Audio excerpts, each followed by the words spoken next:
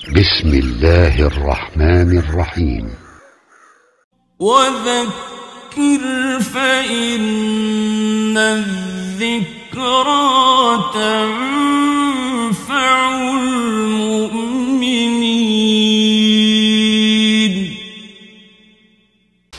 بسم الله الرحمن الرحيم. الحمد لله نحمده ونستغفره ونستعيذ بالله من شرور أنفسنا وسيئات أعمالنا.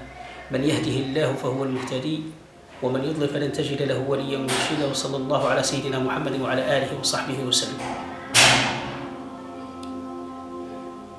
أعجبني هذا الموضوع المطروح، وهو موضوع ذكر أو الذكرى أو التذكير. فهو موضوع جيد، موضوع ممتاز، موضوع في مكانه. هو أساس هذا الدين، أساسه أو أساس الدعوة التذكير. ذكر، بلغ، بشر، أنذر، كل هذا قاله محمد صلى الله عليه وسلم وورد في كتابه سبحانه عز وجل. النبي محمد صلى الله عليه وسلم يقول: بلغوا عني ولو آية ليبلغ الشاهد الغائب. ذكر فإن الذكرى تنفع المؤمنين. ذكر فإن الذكرى تنفع المؤمنين. لو كنا نعمل بهذا ونعمل بهذه الأحاديث، أحاديث النبي صلى الله عليه وسلم، أحاديث التبليغ وأحاديث التبشير، لربما صلح حالنا. إنما الدين النصيحة كما قال النبي صلى الله عليه وسلم. إنما الدين النصيحة. وقد روي عن الشافعي رضي الله عنه أنه قال: لو أنزلت هذه السورة لكفت الناس. وهي قوله عز وجل بعد: أعوذ بالله من الشيطان الرجيم، بسم الله الرحمن الرحيم، والعصر إن الإنسان لفي خسر إلا الذين آمنوا وعملوا الصالحات وتواصوا بالحق وتواصوا بالصبر. التواصي على الحق والتواصي على الصبر، الأمر بالمعروف، النهي عن المنكر، التذكير بالله سبحانه عز وجل، التذكير بأيام الله، التذكير بما شرع الله سبحانه عز وجل. ومن يعظم شعائر الله فإنها من تقوى القلوب. أيها السامع، أيتها السامعة، هذا هو ديننا. ديننا أن نبلغ. نحن لسنا مطالبين بشيء، مطالبين بالتبليغ، مطالبين بالتبليغ والتذكير، لنذكر الناس بأمر الله سبحانه عز وجل. هذا الميراث، ميراث محمد صلى الله عليه وسلم. النبي صلى الله عليه وسلم يقول في حديث الله: نحن معاشر الأنبياء لم نورث درهما ولا دينار، ولكن ورثنا العلم. هذا الميراث الذي نتوارثه، وتوارثه الناس كابرا عن كابر، أبا عن جد، إلى يومنا هذا. نتوارث ميراث النبوة، ميراث النبوة، ميراث محمد صلى الله عليه وسلم. بماذا نتوارثه؟ نتوارثه ماذا؟ بالتبليغ والتذكير في مجالسنا، مجالس الذكر التي تحفها الملائكة وتنزل عليها السكينة ويذكرها الله في من عنده. لولا هذه المجالس، لولا هذا التذكير، ما بلغنا عنه صلى الله عليه وسلم. ليبلغ الشاهد الغائب. يا أخي، يا من تسمع حديثي، بلغ عن محمد صلى الله عليه وسلم. بلغ ما أنزل عن محمد صلى الله عليه وسلم ولو آية. لا تحقرن من المعروف شيء، لا تحقرن من العلم شيء.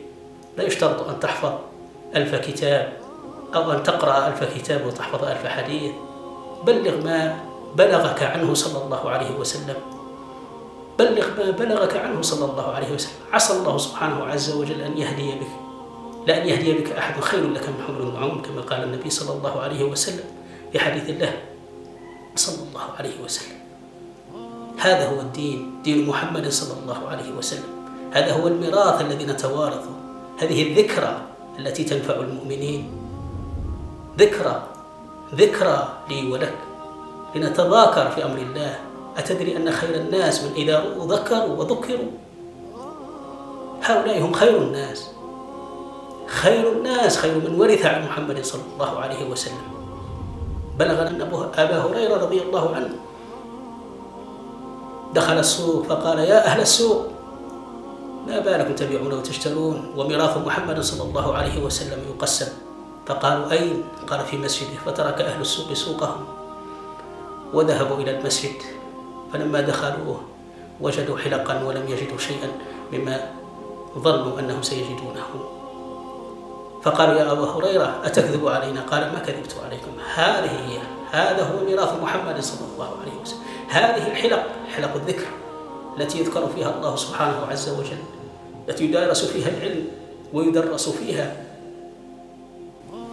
إن هذا الموضوع الذي قد قام به أخانا عبد الله في صميمه، ولو أن كل الشباب ومعظم شبابنا ومعظم المسلمين قام بهذا ما وجدنا الجهل، وما وجدنا التعنت، وما وجدنا التعصب، وما وجدنا تفريطا، لكن وجدنا استقامة. التذكير يكون للعالم وللجاهل، التذكير يكون للعالم وللجاهل. قد ينسى العالم، قد يغفل، فيجد من يذكره. أتدري أيها السامع أن الحكمة ضالة المسلم، أن وجدها فهو أحق بها. أتدري أن ابن عباس كان يفتي في حلقة عمر بن الخطاب وفيها أكابر الصحابة رضي الله عنهم. هذا العلم ليس حكرا على أحد، والحكمة ليست حكرا على أحد، فلا تحقرن ما تحمل، فلا تحقرن ما تحمل، لكن قدم النية والإخلاص والتوجه إلى الله سبحانه عز وجل. واحذر أخي من الرياء والعجب والكبر والرياسة والظهور، فهما القاتلان. كثيرا ما قتلت الناس، وكثيرا ما وصلت إلى ما وصلت إليه من التقاطع والتدابر والجدال الذي لا يفضي إلى شيء. تقوى الله، تقوى الله، تقوى الله.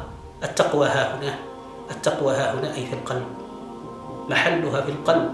اتق الله سبحانه عز وجل، ذكر بالله سبحانه عز وجل، ذكر بأيام الله سبحانه عز وجل، بلغ عن الله سبحانه عز وجل، بلغ ما وصلك، بلغ هذا الميراث الذي توارثه الناس كابرا عن كابر. عسى الله سبحانه عز وجل أن يهدي بك أحدا، عسى الله أن يهدي بك أحدا، فلربما سبحانه عز وجل هدى بك غيرك. أنت هنا في هذه الأرض أو في غيرها، في وسط المسلمين أو في وسط غيرهم. مما ذكر عن بعضهم أنه كان ماذا يدعو الله سبحانه عز وجل في اليابان، قيل فكان من أسلوبه في الدعوة، هذا الشيخ كان من أسلوبه في الدعوة أنه إذا احتك بأحدهم في أماكن في الأسواق أو في غيرها من اليابانيين، قال فيقول له ماذا؟ قل لا إله إلا الله، بهذا الأسلوب. فيقول الرجل ماذا أو المرأة؟ لا إله إلا الله. قل محمد رسول الله. قال فيقول لا إله إلا الله محمد رسول الله. فيقول له أنت الآن مسلم. قال ويبتسم ويعطيه ماذا؟ بطاقة فيها عنوانه وعنوان المسجد الذي فيها أو المركز الذي هو فيه.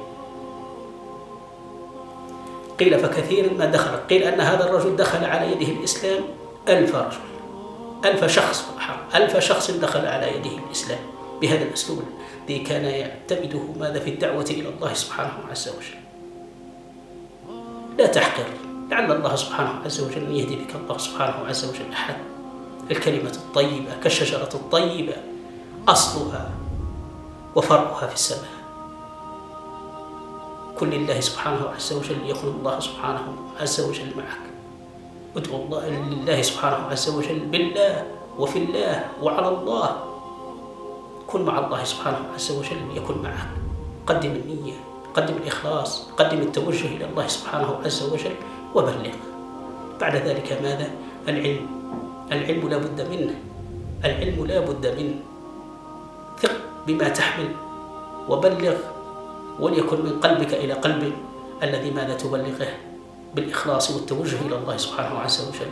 والعصر إن الإنسان لفي خسر إلا الذين آمنوا وعملوا الصالحات وتواصوا بالحق وتواصوا بالصبر.